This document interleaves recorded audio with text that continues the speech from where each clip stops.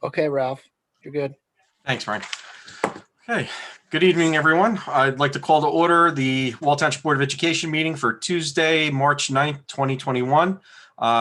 This is our workshop meeting. Please stand for the flag salute. I pledge allegiance to the flag of the United States of America and to the republic for which it stands, one nation, under God, indivisible, with liberty and justice for all. Mr. Smythe, could we have the sunshine statement and roll call, please?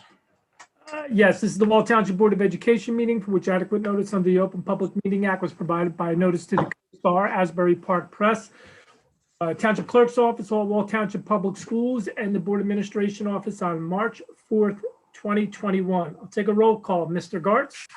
Here. Mr. Hall? Here. Ms. Hodnett? Here. Mr. Krupa? He has an excused absence. Mr. Nasser? Here. Mr. Sanfilippo? Here. Ms. Stites? Here. Mr. Wondrak? He also has an excused absence. And Mr. Adenizio? I am here. Thank you, Mr. Smythe. At this time, we will go into public comment on any school district issue.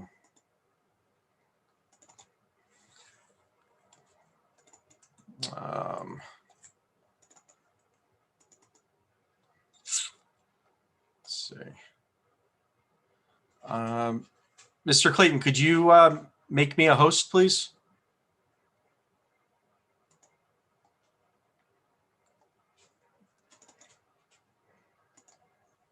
Oh, there we go, I think.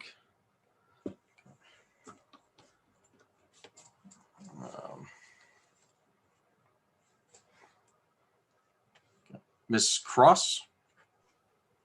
Yes. Hi, it's Betsy Cross.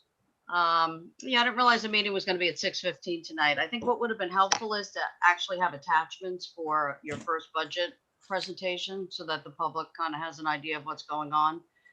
There were a number of items that, since due to COVID, you saved a fair amount of money. So it would have been nice if this meeting kind of went over that. So disappointing Mr. Adenizio and Mr. Goretz as chair of FNF that we're not seeing that. I have sent in a number of emails regarding the Central School trailer investigation. And there seems to be a lot of problems now with information that has been shared. And once it's trying to be verified, it can't be verified. So Mr. Smythe said allegedly that the architect had inspected the trailers. So if he could, on the record tonight, tell us who that was. And he allegedly said that someone from the administration inspected the trailers. And it seems that he was supposed to be the person that inspected the trailers. But when Kathleen Durant asked him that specifically on September 3rd, he said he did not inspect the trailers. He wasn't the engineer, the architect, or the inspector. So that was May 15th that he said he was going to be inspecting them as soon as possible. And then on May 17th at 7:30 in the morning, we actually buy the trailers months before the DOE even approves it. Ms. Cross, May 17th of what year?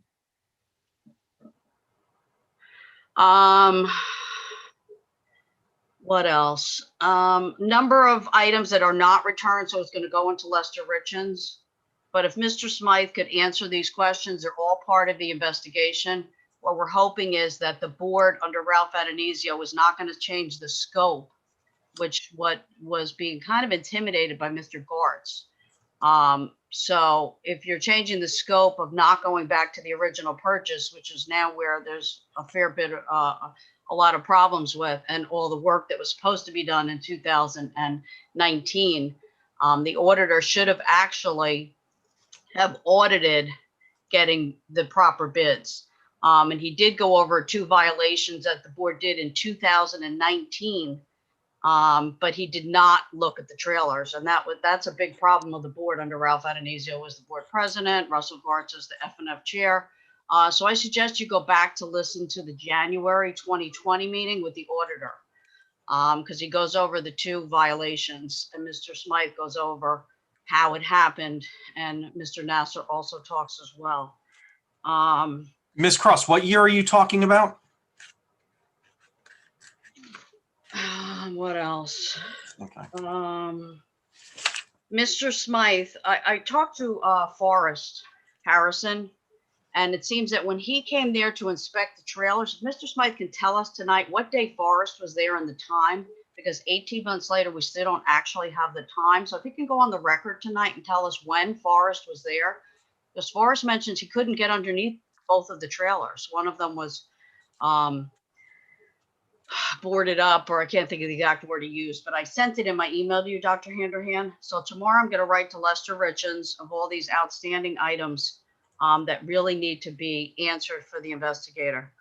So if Mr. Smythe could go on the record tonight, let us know when he met with Forrest, and who from the architect inspected the trailers before that huge purchase, before the DOE approved it, and who from the administration. I'd like that on the record tonight. Thank you. And what year are we talking about, Ms. Cross, just for the record? You answer my questions. Mr. Smythe answers my questions. I'll answer yours. Thank you. Okay. Thank you, Ms. Cross. Mr. And- Anizio, are we in the middle of an investigation that we assigned the attorney to look into all this?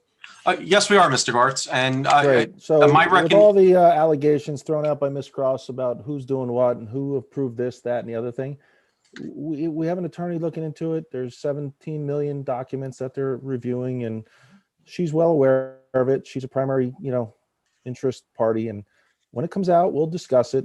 And, she can throw all the allegations she wants out for the time being, but it's futile until we get the report from the attorney. Thank you.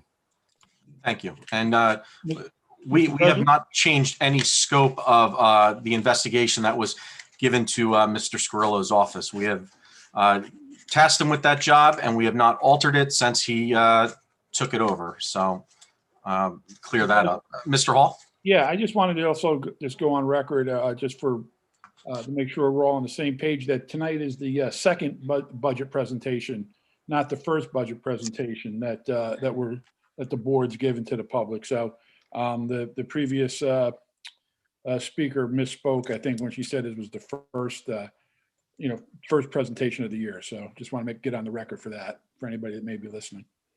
And I would just follow up, Mr. Hall, that the fact that this is the second presentation and that the caller wanted all kinds of documentation about what's being reviewed. Well, that's what the meetings are for, and that's what we're doing at this point. So we'll continue to be transparent through this process and have these workshops to discuss in public, where money's going, where it's not going, where it might want to go, where it might not go. And that's the purpose of the meeting. Thank you, Mr. Gartz. Anybody else for public comment? Okay, seeing none. Dr. Handerhan, good evening. Thank you, Mr. Advisio. Good evening, everyone. And just as Mr. Hall indicated, this is a second in a series of budget workshop sessions. It is certainly not the last. There are several that we are looking forward to sharing with the public over the next couple weeks. This year, the preliminary budget workshop sessions have been grouped thematically. This evening's focus is on staffing and technology services and infrastructure. And the April 13th budget workshop will focus upon operations. For those of you that are joining us for the first time, I would like to say welcome.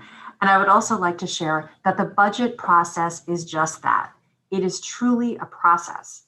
The proposed budget goes through many revisions. Mr. Smythe and I are working with board members and administrators to continually prioritize and refine instructional needs, operational equipment, campus projects, etc.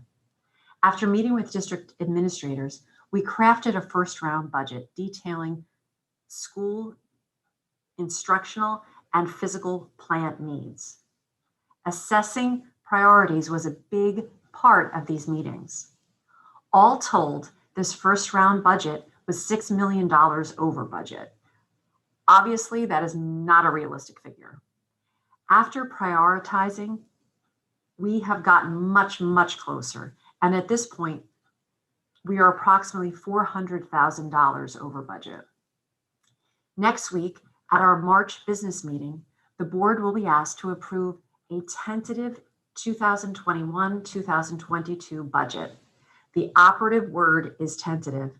It is still a work in progress, and it will be a major focus for upcoming work sessions and committee meetings of the board up until the final budget hearing in late April.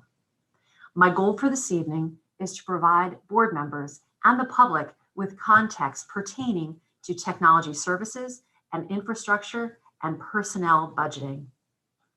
I'd like to get started, and I'd like to begin with technology. The first part of the technology budget that I'd like to discuss is communications. In this category, we cover internet services, phone service charges, district wireless phone service, and cable television service. Last year's budget for this category was $146,100. In this proposed budget, we would like to keep this category at the $146,000 mark. And I would like to note that the internet service really is a big chunk of this category, coming in at about $112,000. So this is a vital category for our budget. The next budget items categories that I would like to discuss comes under the heading of purchase technology services. As schools integrate more and more technology, this is a category that has grown over time. Items that fall under this category include antivirus software renewals, Google. There are different pieces to Google. Google, as most people are aware, there is a basic free package for Google, but as school districts are incorporating it more, and certainly in the online learning context, we've had to become more sophisticated with Google products. Yes. Excuse me, I'm sorry. Is there any way maybe you could share your screen for people that are don't have it up in front of them? Okay, sure. Mr. Clayton, would you be able to help me out with that? It might be easier if I send it to you, Mr. Clayton, if I share the document with you.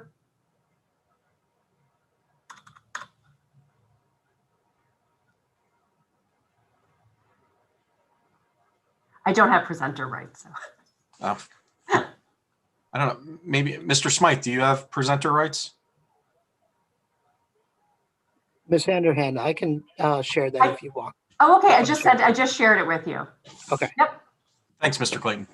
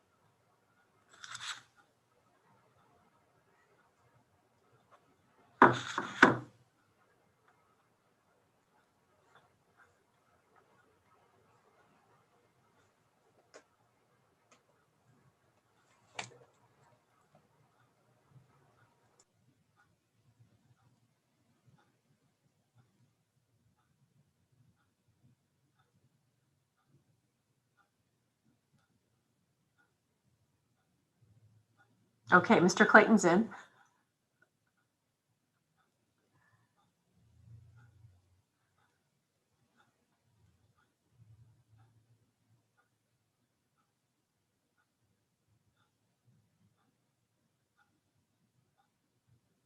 Terrific. Mr. Clayton, we're on slide 3.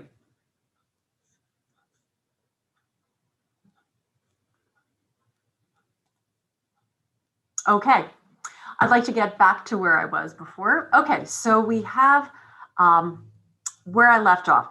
Google products, there's a basic, there's a free basic. But as we become more sophisticated users, we're using many more aspects in technology. Our online learning has really, really out of necessity, has really been really taken to the next level. And because of this, we really need to create, a better environment for our kids in the Google world. So that is another, through Amplified IT and Enterprise, that is what's going to enable us to do that. We have various backup systems. We have Cisco SmartNet maintenance in particular. That's the tech support for our technology department to work through any issues that might come up on Cisco products. We also, another piece of this budget is our web filtering, which is Cisco Umbrella is what the district uses. There's also some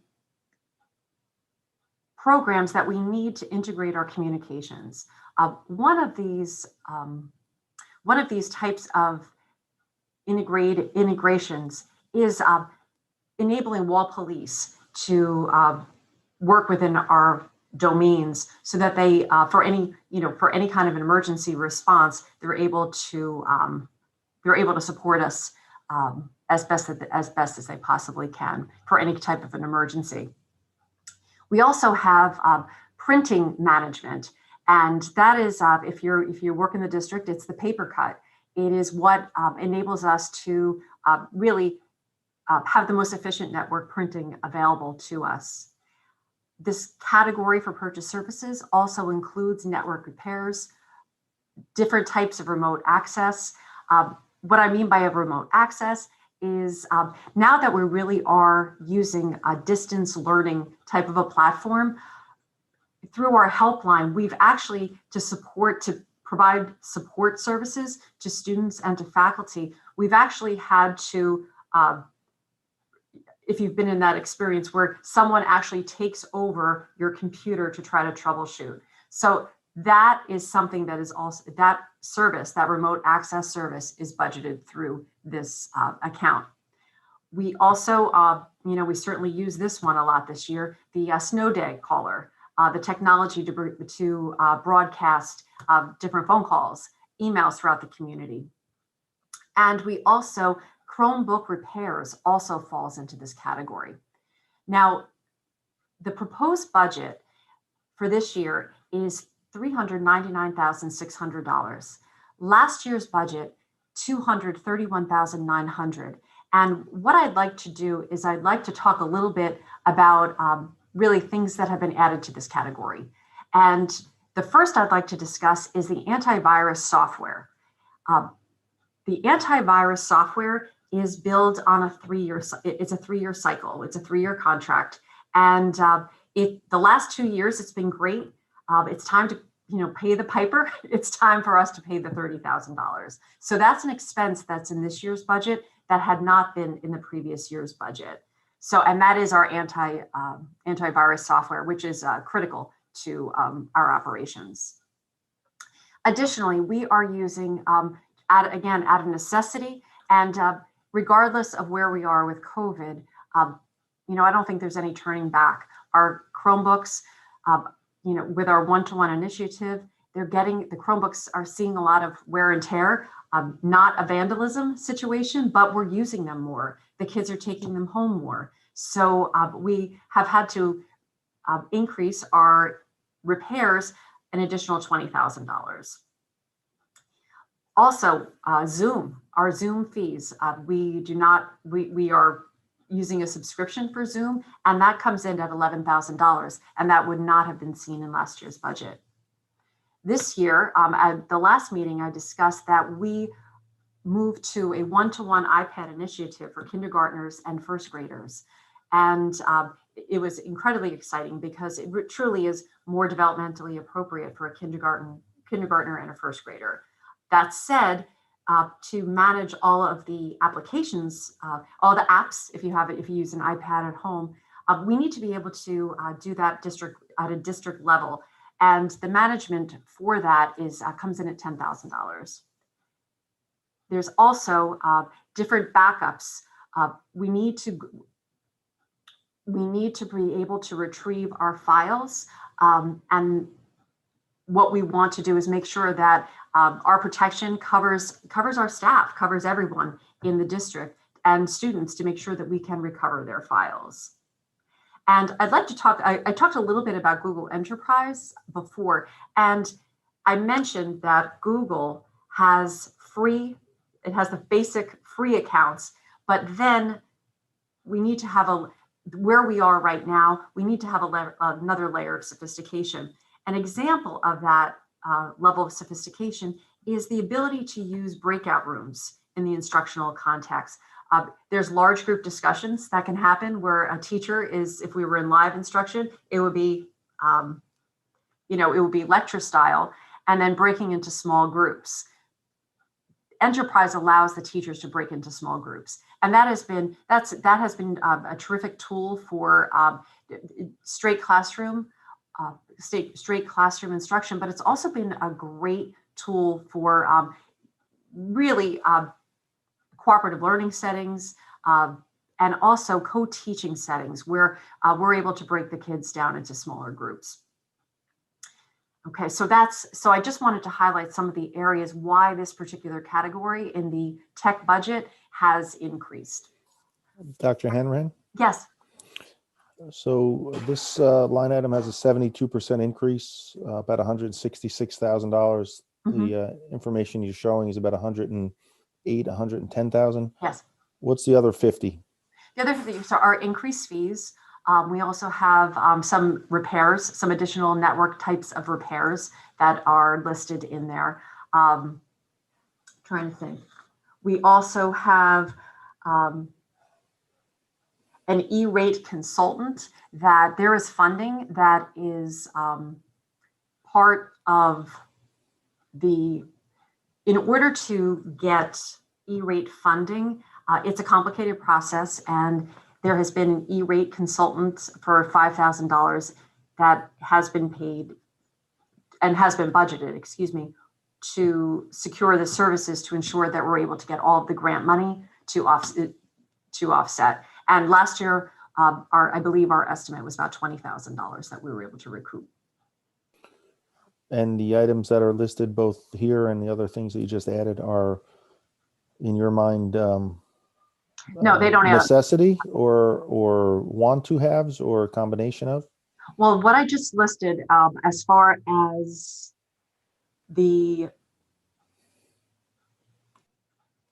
with respect to the E-rate, or with respect to which item, Mr. Gartz? I'm sorry. $166,000 increase. Of the $166,000, what's necessity, what's nice to have, and what's something that we could pass till next year? Well, the antivirus, the increase, the antivirus is a must-have.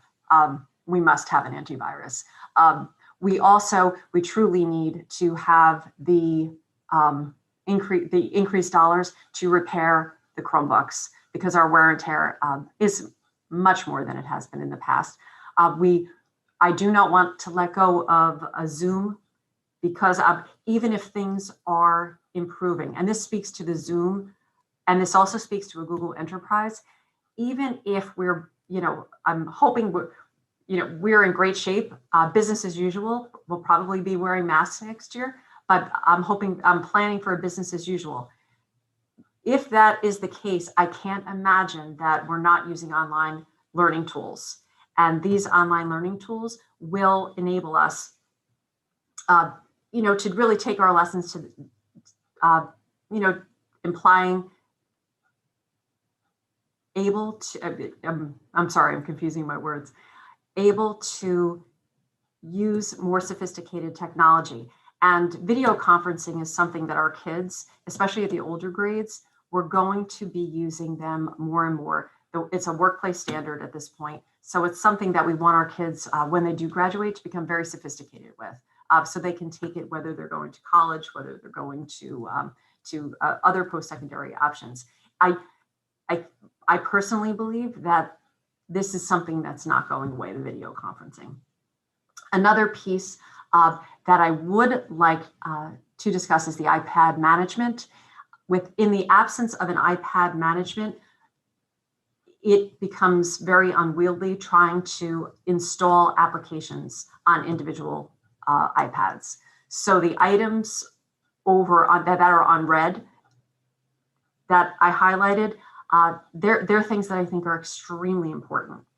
Is an E-rate consultant mandatory at $5,000? It is not. It can be done. You can submit the grant. You can submit it. However, it's a complicated grant, and there's a great deal that goes into applying for the funds, and that's why that has been part of the budget. So No, I is that a requirement? No. I understand that not every, listen, I'm not trying to nitpick your decision. I think a 72% increase in any line item It's a lot. Bears a lot of discussion. And Mhm. I think you as the leader with Brian and others have to decide what's necessary and what, is not. That's all. I don't need a line by line review, but thank you for that. Okay, but it is a lot, and that's why I wanted to showcase it, because it absolutely is a significant increase. Okay, Mr. Clayton, next one.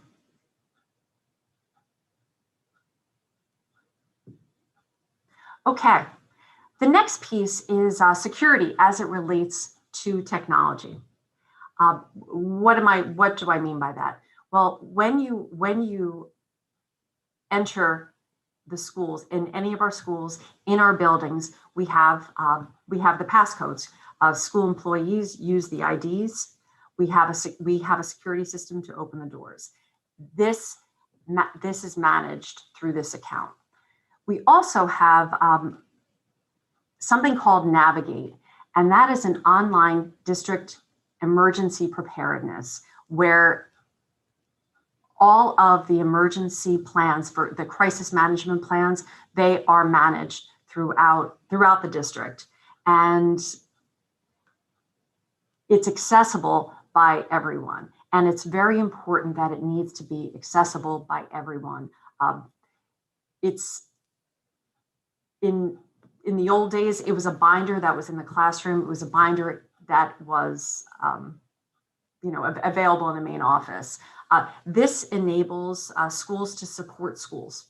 And this is incredibly important because, and is doubly so because we need to make sure that our school safety specialists, which every district is required to have one, is able to access these plans and to be able to access them digitally. So it is a subscription that ensures that we have all of the components that we need for our emergency plans, and accessibility for all of the district administrators to access them if needed. Another piece that is budgeted under this category is security camera services. This is repairs. This is replacements. That's the type of item that comes out of this account. The proposed budget this year is $37,750, and last year's budget is $47,750. I would love to say it's good news. We're saving $10,000, but I would like to move to the next slide because there are big tickets that were in the preliminary budget that was $6 million over. And this really will explain why it's $10,000 less than last year. In the over budget, we had the district-wide security camera system estimated. It's estimated to replace the district-wide at $600,000. If we were to replace the whole system in the district, in all of the buildings, this is what it would cost us. It's costly. $600,000 is a lot of money. I wanted to get a sense of what it would cost to accomplish that. This project can be broken up building by building by building. And I will say that our cameras are coming to a point where we're still able to use them, but these systems, there is a life expectancy for this type of a technology. And we also have to make sure that all of our communication systems are able to talk to each other. So when we upgrade some systems, we have to be cognizant that we can still support what we have. So this is a big ticket item. This is not in this year's budget. However, I did want to bring it to everyone's attention that over the next couple of years, this is something that we will have to attend to, because the current technology will be outdating itself. And we're looking to develop a multi-year strategy to start replacing these. Not next year, but I'm putting it on the radar right now so that we can move forward and develop a plan. Dr. Henderson? Yes. With something like this, because it is a large ticket item, and considering we have so many buildings, would it be wise for the district to move in a direction similar to how we do our bus replacement, where we focus on a school each year and or two schools, whatever it might be, and do that rotation, so it's not such a large item, but we're making progress and going forward? Absolutely, that's absolutely correct, because the strategy for purchasing busing, it spreads it over time. So, and we're able to budget for it. A $600,000 standalone is very costly, and it won't only bite you at one time. It's going to get you a couple years down the line. So you really do need a plan to stretch it out. So, and building by building is certainly it is a logical way to go. Because if we do it like that, and even if we try to figure out a way to put something in the budget this year to knock out one school, you're looking at 7 years down the line by the time you get everything done, and you're almost kind of starting over again, because the technology changes and things improve. So I don't know if maybe that could be something you go back and possibly take a look at, maybe something small, even to get the ball rolling. No, just a suggestion. No, it's definitely a good point. Similarly, we're in a similar space with respect to network switches district-wide. Our switches, I believe they were installed June 2016, did a little digging, and they are what's considered end of life in October 2022. However, they are still going to be supported with an end of life service from the manufacturer and the company through October 2026. So it's not something where, oh my gosh, October, 2022 is around the corner, which it is. We do have some more time because we do have the support through 2026. But this is something that we need, just like I mentioned with the security cameras. This is another one of those items, replacing the network switches district-wide. And this is a significant cost. This is $1 million with current pricing. This is $1 million to replace all the switches in the district. I recommend developing a plan to, just like we did for the buses, just like I proposed to do for the security camera systems, to replace it over time. Additionally, replacing wireless access points, it's the same story. It's the same story. This is a $525,000 purchase. This is to furnish the district at current dollars. However, this is, as you can see, it's easy to see how we were over by quite a bit in the first stab at the budget, because we were over $2 million just on these three items. So you'll notice in the upper right-hand corner, I have tech audit in yellow. I have tech audit in yellow because we have three extremely important. I mean, this is the backbone of our technology in the district. This is an incredibly important part of our operating system. It is extremely expensive, and there truly does need to be a strategy to start rotating the products into the district. So that said, I'm working very, very closely with Mr. Smythe, Mr. Lee, to gather information on getting a technology audit, having an independent firm coming in to assess where we are and to make recommendations. And one of the the key pieces that I would hope is that they would recommend a replacement cycle. And by recommending a replacement cycle, it's forming a budget cycle and how we can pay for these high ticket items over time. So I wanted to put these out there because we're good for next year. We're good for next year. However, time evaporates and time is going quickly. So I want to make sure that we're having these conversations now, and that I'm hoping to work on getting a technology audit together so we can look at this as a whole, because these are three very big ticket items over the next couple of years. And I believe that we do need some expertise to help us with that. Tracy, I know you said an audit, but do you have any inkling as to which one of these three is more of a priority than the others, or are they all equal? You know, I think with the switches and the access points, they were installed at the same time. So that I'm worried that because when they're end of life, they haven't been cycled in. So I'm a little worried about that. But school security is incredibly important too. So they're all important. But I think if I, as far as my concern with coming to end of life, switches and wireless access points, that's a lot. That's a lot. We have support for our camera system through October 2026. Dr. Handerhan? Yes. How about if a network switch goes down or a wireless point? I mean, are those still things that we're able to replace, or would we be replacing them with something that's newer and it just integrates into the system we have? Well, it's both. So what we have right now is because it does happen, we have access points that do go down, and it's something that's repaired. And part of the purchase services, what I discussed earlier, is all part of that process, and our technology department.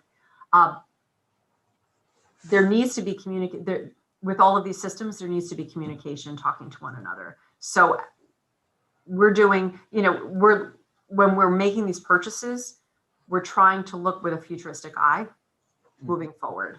But, it's when things start aging out at the same time, the costs can really get up there because, when you're replacing 1, 2, 3 access points, that's not devastating to the budget. But when if they start at aging out all at the same time, that we need a plan for that.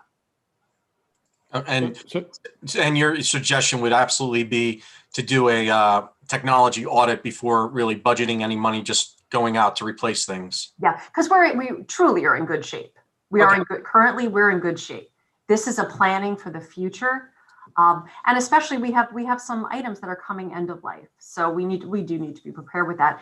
And I will tell you, security camera systems are constantly being improved over. I mean, each generation, it's amazing. And also to provide more coverage throughout the district, Okay. as far as our security cameras. Mr. Hall? Yeah, Dr. Hanrahan, I'm just wondering, when you say replace wireless access points, you may not know this, but how many points are we talking about? I don't know that number offhand, Mr. Hall. I can find out for you though. Yeah, what I'm getting at, it's the same thing of, when we go through this budget and these are, like you said, these are obviously very important security issues are, the paramount concern of everybody on the board.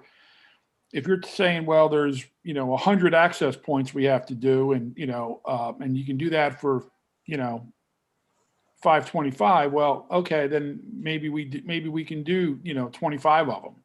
And I don't even know if that's possible. I don't know like I said, I would like to have more information on that, because I don't understand whether or not we are, on something like that, if we can do it piecemeal, and how would it be done, or I don't understand what an access point is. So I guess what I'm getting at is 525 is a big number, but like Russell had said earlier, if we kind of could look at some of this stuff and say, all right, well, we can't do it all maybe this year, but maybe we could slice out $100,000 in that, and maybe that could do X.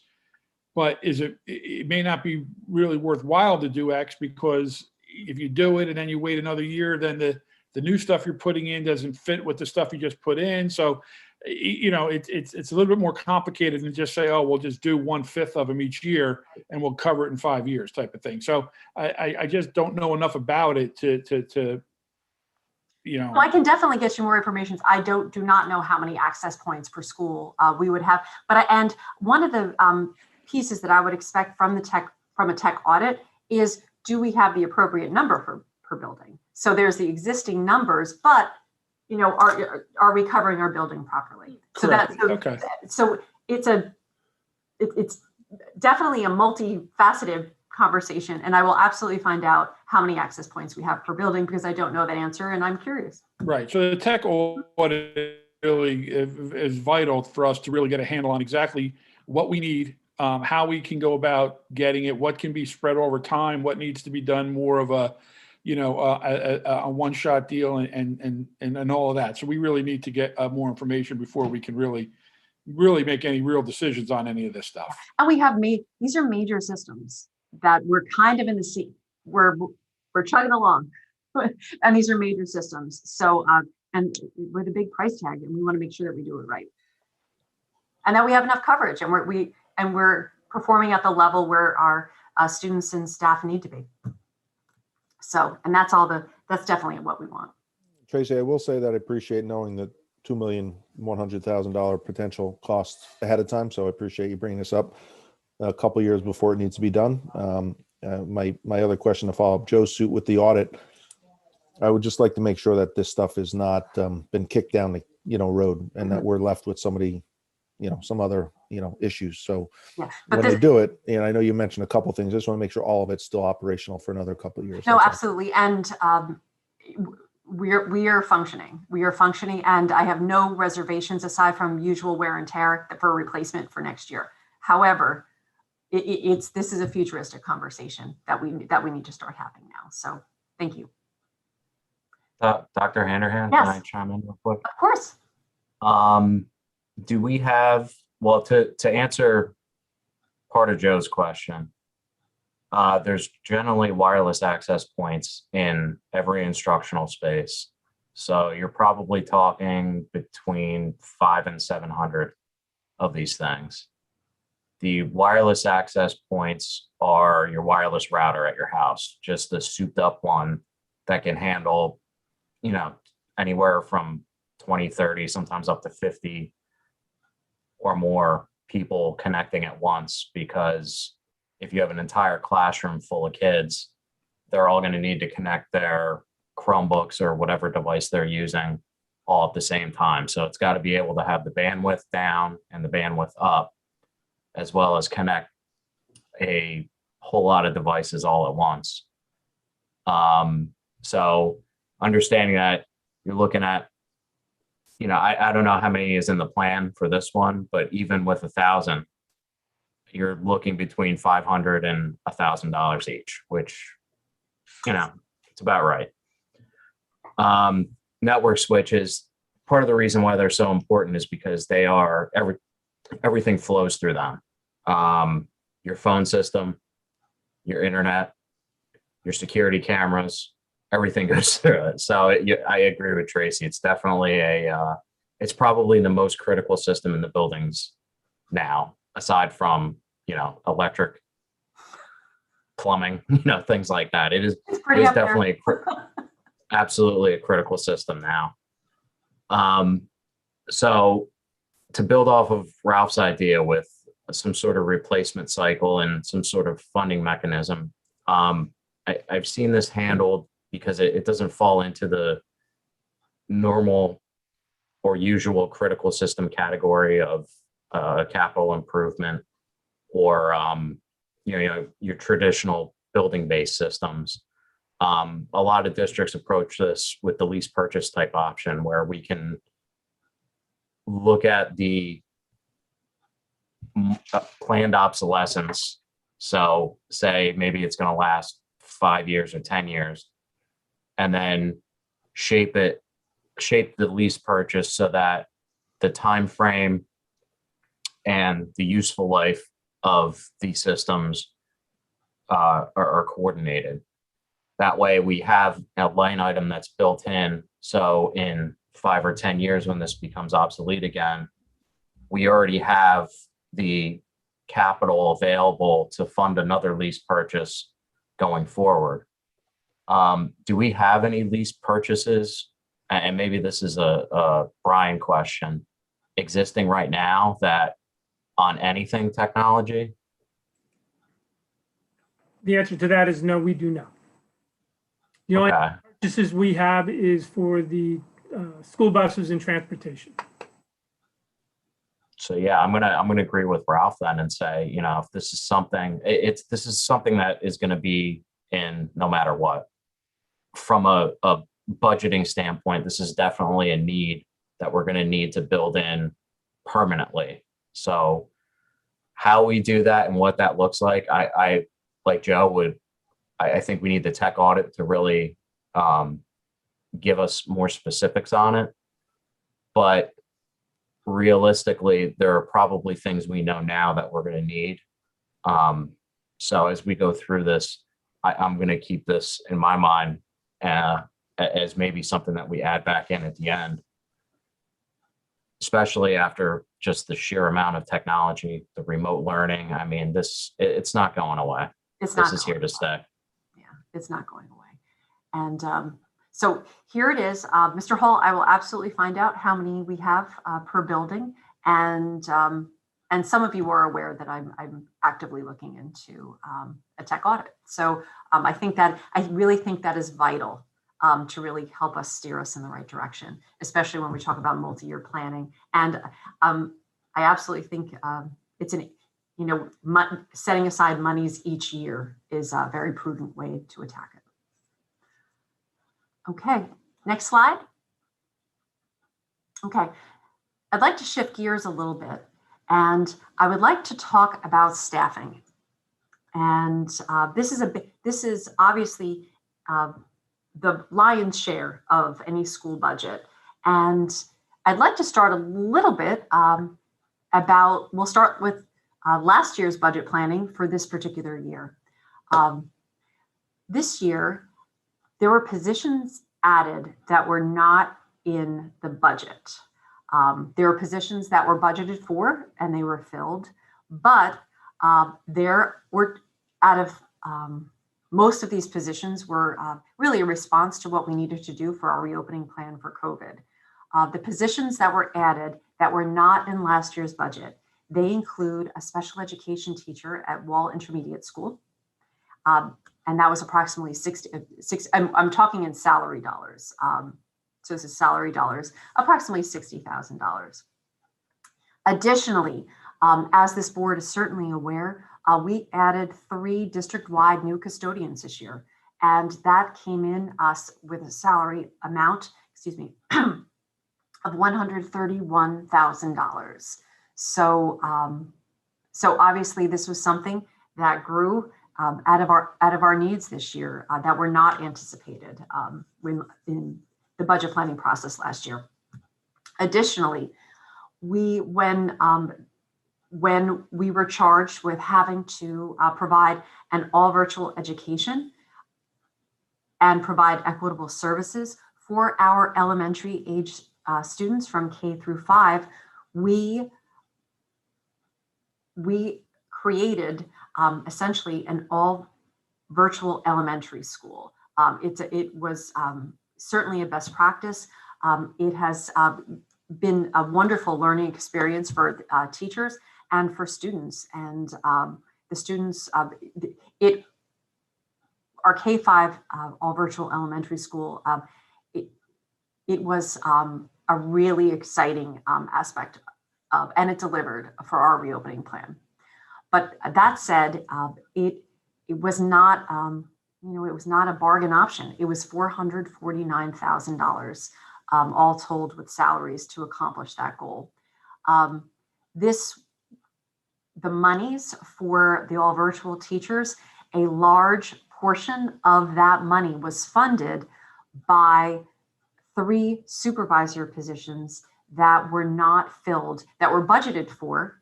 And because of resignations during the summer months, they became vacant.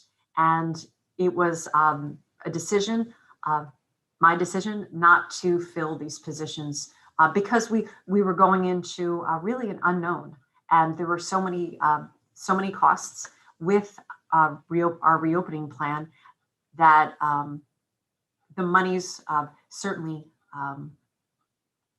were spent rather quickly through the all virtual school.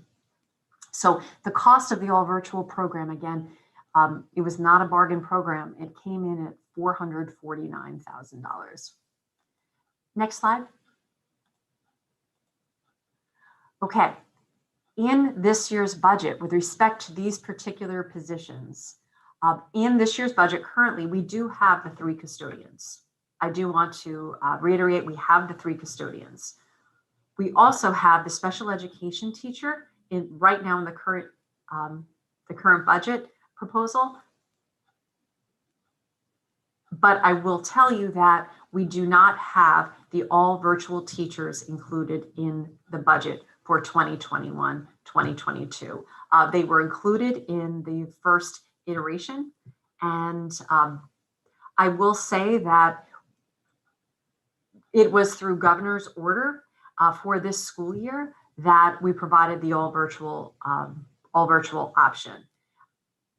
We have not been directed about next year yet. That said, it's not feasible for the school district. In the event we are ordered to provide an all virtual learning experience for students for next year, it's not something that we could possibly sustain at the current level with $449,000. So in the event that we have to provide by governor's order an all virtual program, we would have to move to the model that we're using at the intermediate school and the high school with live streaming. I would like to add, in this proposed budget, there is no additional staffing budgeted. So I am not here tonight to ask for additional positions. We do not have added staffing in this proposed budget.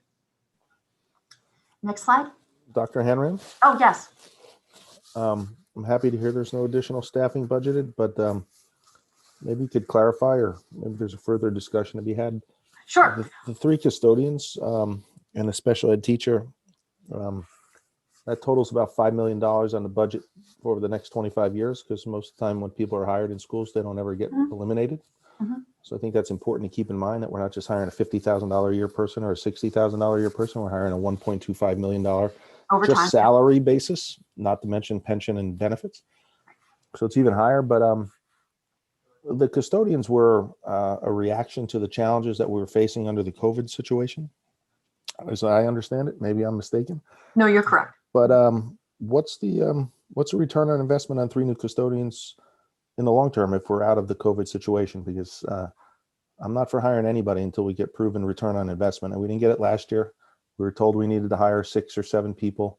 More than that, we whittled it down to 6, but because of the state requiring X amount of teachers for so many kids and so on and so forth, which might be true, and I'm sure it is, but I still don't buy into hiring people without some kind of return on investment. So what's the need to keep the 3 custodians if we were reacting? Well, at this point, we don't know that we don't have to continue the same aggressive protocols. So this planning for these particular positions, the custodian positions, is working under the assumption that we need to maintain the same level of tending to the buildings that we did under our reopening plan, because we have not received any additional guidance on that. So so this is operating as under current circumstances, these three custodial positions. Which is great. Glad to hear that. But what is the plan is our plan to cut them if things change? Well, I think that's part of the big, certainly part of the staffing conversation. And we do need to look to see if our current number of staff is sufficient for custodial services throughout the district. I know that's something that we really look towards. Do we have enough custodial staffing through the lens of COVID? It was determined that we didn't. And I'm still in the learning process, so I haven't seen us operate in a non-COVID. So this is something that I need to investigate a lot more. I wanted to make sure that the funding is in place in the event we do have to maintain the same standards. I don't know if we actually have the manpower and coverage for all of our needs. I don't know that because I haven't seen it in a non-COVID world yet. So unfortunately, I think I need more information to assess that, but I wanted to make sure that these needs were brought to this particular round. Again, I understand that, and I can appreciate your situation that you have not had any normalcy in all this time that you've been with us. But I think it's important to state that I'm against keeping 3 employees in a non-COVID circumstance until some kind of audit, like you're doing with technology or other type of situation, is done. So I'd like it to be clear that I'm looking to, move past them and get rid of them as soon as we get back to normal. Because adding people is just an accumulation of 20, 30 years of people being added over time. And that's what boosts the budget to exorbitant amounts of what people get upset about. So okay, I'm just going on record saying that. That's I appreciate my feeling. Okay, that's why we're having these discussions. So I appreciate the feedback. Dr. Handerhan? Yes. I just want to say to what Mr. Hart said, through health and safety committee meetings and just going back even a little further, there's been a number of times where we've had custodians in the buildings by themselves in the elementary school because they're usually, like West Belmar, for instance, there's sometimes a custodian there by themselves, and it becomes a safety issue where, and I believe we did have an incident a few years ago where custodian was injured and nobody else was there. So, I think the idea is to have at least 2 custodians on in an elementary school, just in case, God forbid, something does happen, that there's someone there to be their backup. So, I understand Mr. Varch's point, but I think maybe taking a good look, maybe Mr. Moretta, looking at our staffing across the district as to make sure that we don't have instances where staff is alone, because they're doing jobs, they're climbing, they're bending, they're reaching, and people get hurt, and we don't want someone laying there for a weekend, not with anybody else there. So that's just my take on it. Any other questions on this category? Okay, the next slide, it's related to staffing, and I just wanted to mention administrative positions. And again, I mentioned it earlier that we used the salaries for 3 supervisor positions to fund the lion's share of the all virtual teachers. That said, while they're not new positions and it's not additions to the budget, I did want to point out that I'm maintaining the salaries because I'm looking to fill positions. So the monies from the 3 supervisor salaries I have kept in the active salary account for administrators. And the administrative organizational structure is currently under review, and this is certainly a big topic of conversation. Certainly at my level, and also as we move forward to staff the district and find the specific needs. And as you know, I was charged with that to figure out exactly where do we need where we need to tweak any kind of organizational chart to best support the organization and utilize the current resources in the best way possible. So I just wanted to point that out. Okay, staffing costs.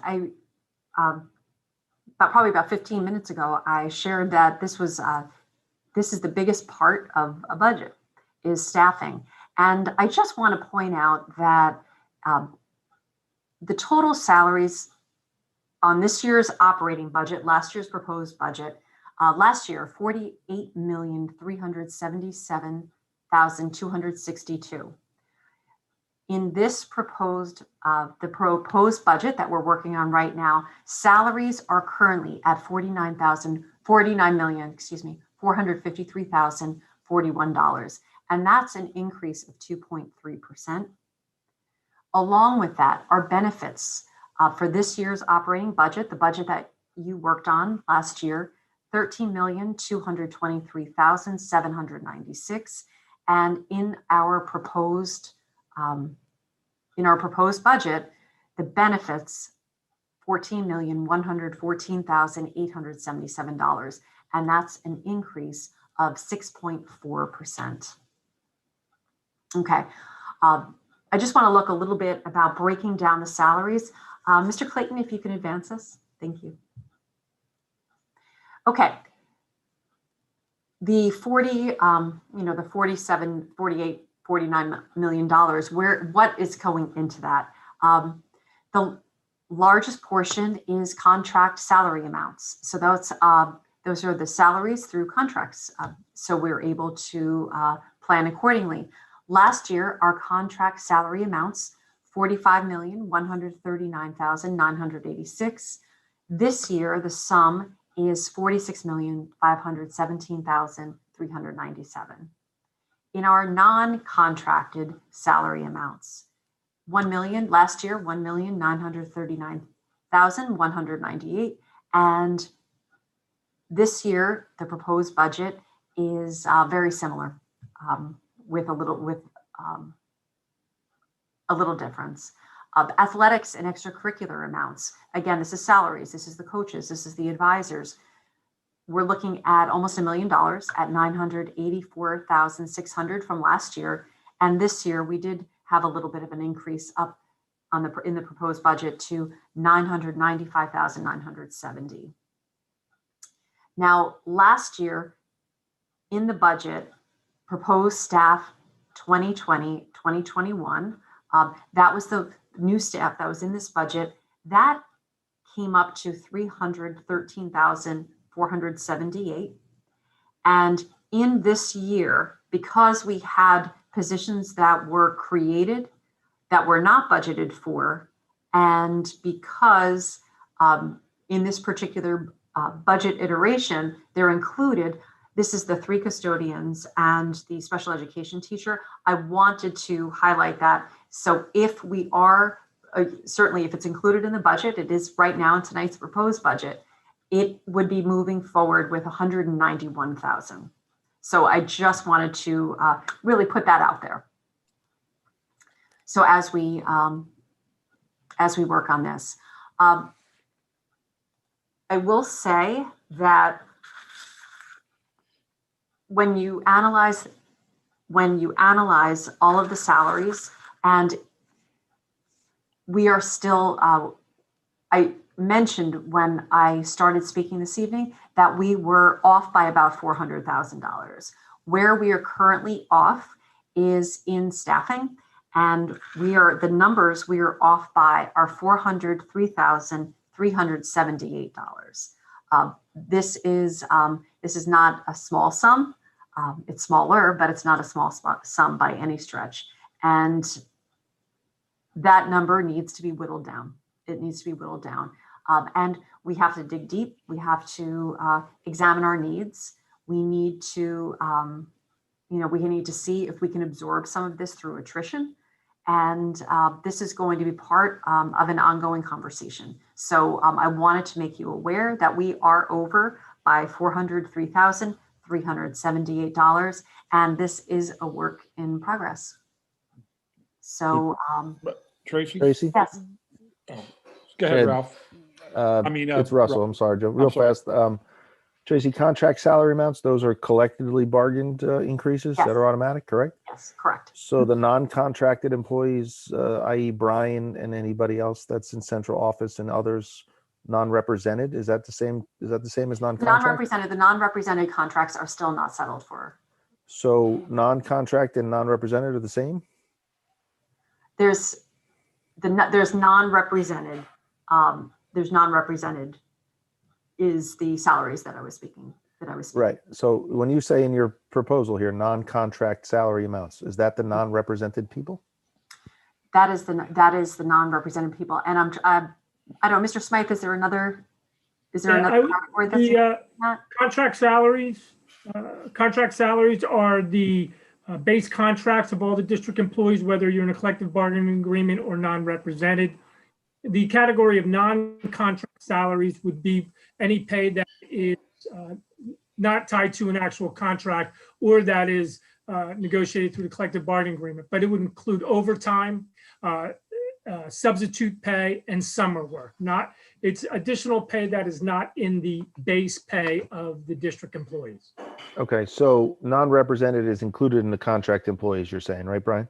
Correct. And the Okay. contract salary amount includes non-represented. Okay. All right, thank you.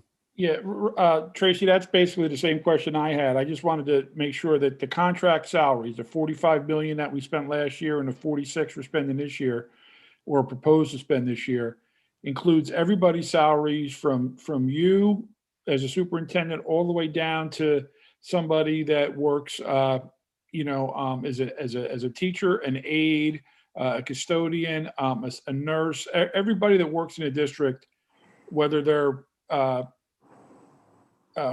represented by a union or not, right? Brian's included in that number. Donna Rando is included in that number. Everybody's included in that number. And the non-contract would be for like Brian said, all the non-regular paychecks. It's all the extra things that we have. I just wanted to make sure that that's what we're talking about here. The contract salary. The individuals that are non-represented, their contracts still need to be negotiated. I understand, but I'm saying is for this proposal, you're budgeting X amount, but it just seems like you took the time to separate contract salaries from non-contract salaries in this slide. And I just wanted to make sure that I'm clear on it. You did that for a reason. And I wanted to make sure that I'm clear on what is in each bucket. And you could have put them together and it would have been just salaries and we could have moved on, but you made a decision to put them in two. So now I'm just trying to find out exactly what that is. Well, and I think to differentiate, one is discretionary and one is not. So your contract salaries are not discretionary because you have collective bargaining agreements, or you have contracts that the board, as long as you're going to keep those positions, are obligated to pay.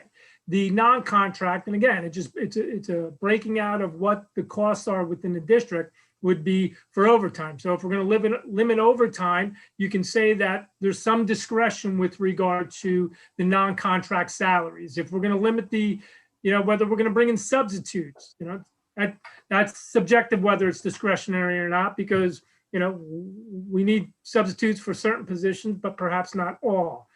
Plus, there's work that is done in the summer. Any additional work that is not part of the base pay of an employee is in the non-contract salary account number, with one exception to that, of course, is the next line, where if it's co-curricular stipends or athletic-related stipends, they're in their own category. Okay. All right, great. Thank you. So, Brian, to that end, so basically everybody who's employed currently is in the contract salary amounts, and the total year over year is about a little over 3% increase.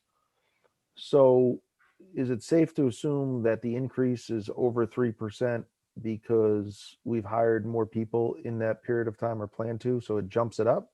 Because I don't believe we've approved any 3% salary increases across the board that would justify salary increases equaling 3+%. Now, unless that includes benefits. So can you clarify that? Well, the fact that additional staff are hired in any given year is going to have an impact because we are taking it in the aggregate. And if unbudgeted positions are hired, that are then going to be included in the subsequent year, that is also going to raise what would be considered the average percentage. However, in prior years, the collective bargaining had been settled, especially with the WTEA, was over 3%. Or it would depend on the position within the collective bargaining agreement. And the other thing you have to take into consideration when you're negotiating a multi-year collective bargaining agreement, such as a 3-year, there's a percentage increase that is agreed to within the memorandum of agreement, and then the guides are established for the 3-year period. But then as individuals retire, you gain breakage in a particular year, but then those replacements may be moving on a different step, as opposed to the person who the collective bargaining agreement was settled based on. Because if you're at the top of the guide, you're going to have a minimal increase, but if you end up being replaced, there's breakage in the salary, but then there's increases in subsequent years. So you realize the savings in the first year, but then in the second and third year, or subsequent years, those increases are in the beginning of the guide or the middle of the guide could make the end result of the staff as a whole different than what was perhaps negotiated 2 or 3 years ago in a collective bargaining agreement. If that's clear. Well, I can buy into that to a degree. It's hard to calculate exactly with people coming and going. But did you say that there was a negotiated 3+% increase in the WTAC contract? Not the WTASC, I would say the WTE. I mean, there's a number of different positions. So, there's a number of different guides, and we'd have to look at the memorandum of agreement from 2 years ago. Okay. Paras, secretaries, teachers, bus drivers, they're all different job classifications. All right. And this is no benefits, just salary, right? Correct. This is only salaries.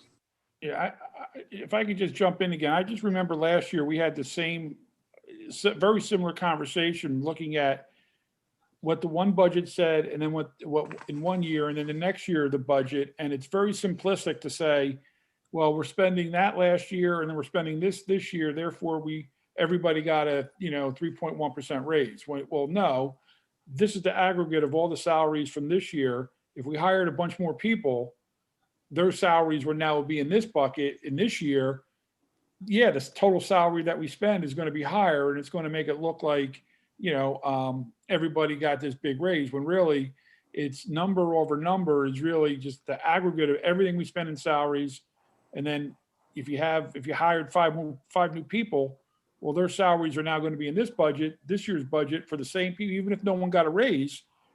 If everybody's raise was 0, the next year's budget would be more because now you have 5 more people's salaries in the next year's budget. So I think to compare the two numbers is just on the face of it, doesn't really get you where you want to be. And it's probably a little drilled down a little more, but for our purposes, we're looking at the aggregate number, which is really what we're concerned with at this point. So I would say to anybody watching that, when they see one number and another number, understand that that's an aggregate number of everybody that works in the district. And so it's not like we went out and gave all these raises in the sense that there's more people work for the district now. That's why that salary number is higher. So just wanted to get that out there. Okay, are there any more questions related to salaries? Mr. Nasser? Mine isn't for salaries. It's actually a page back on the benefits one. The year over year on the budgeted from 2021 and 2022, there's a difference of 6.4%, which is roughly about $900,000. How much of that is influenced by the new healthcare law and the additional responsibilities the district has to assume per statute now?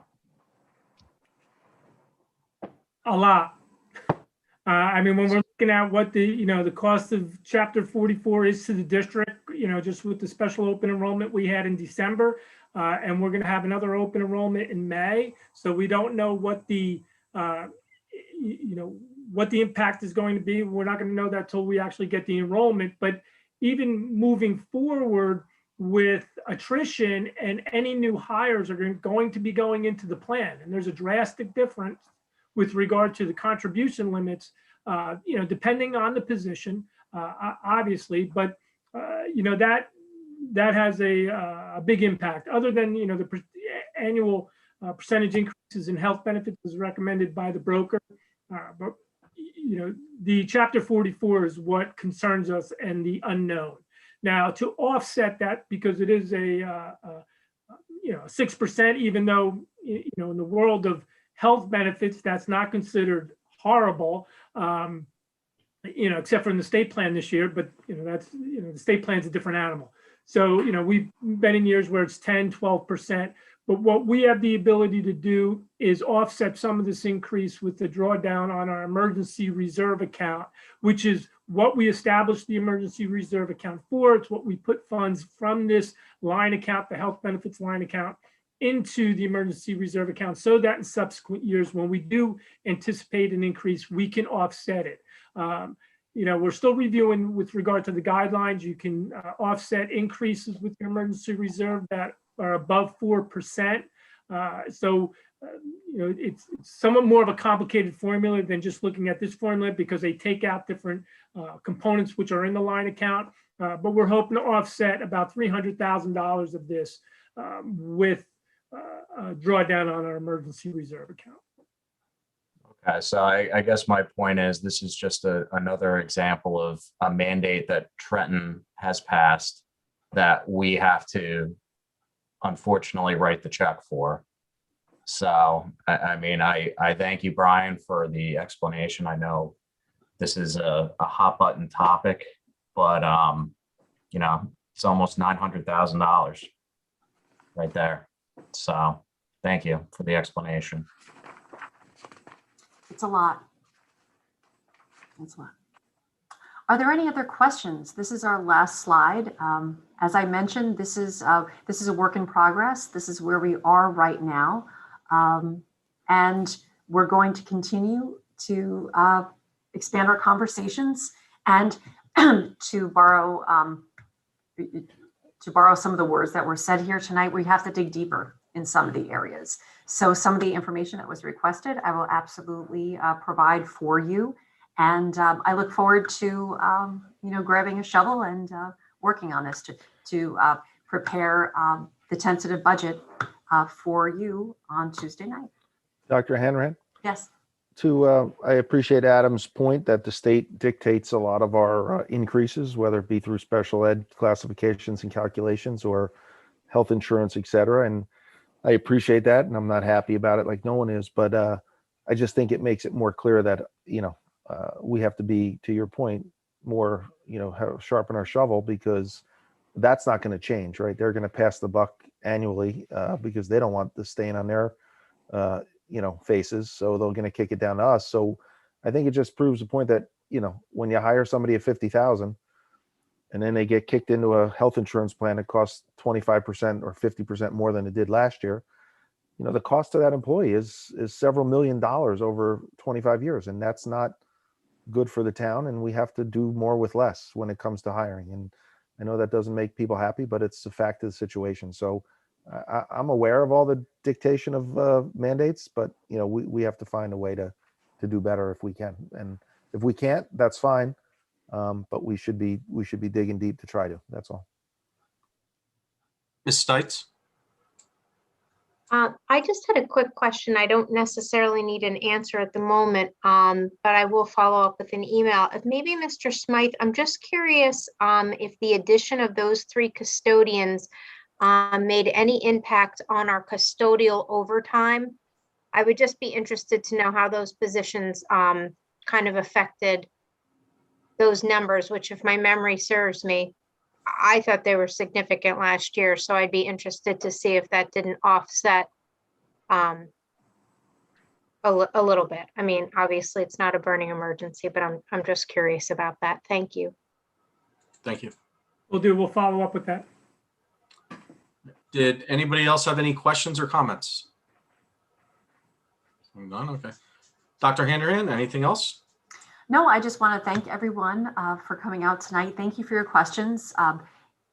When you're building a budget, it's really important to look at it from many different angles. So I appreciate your input this evening. I look forward to working with you moving forward on our, whether it's workshop sessions or committee sessions. And this is an incredibly important process. And I will tell you that a great deal of time is dedicated to it. So, and I will tell you, as a new superintendent, it's a great way to learn. This type of a deep dive is a great way to learn more about the district. So it's been a great learning process for me. So I thank you. Great, thank you. If nobody else on the board has anything else, can we have a motion to adjourn? I'll move that. Motion by Mr. Nazar. Could I have a second? A second. Oh, Kristen. All in favor? Aye. All right, thank you, everyone. Have a good night, everyone. Be safe. Take care. Good night.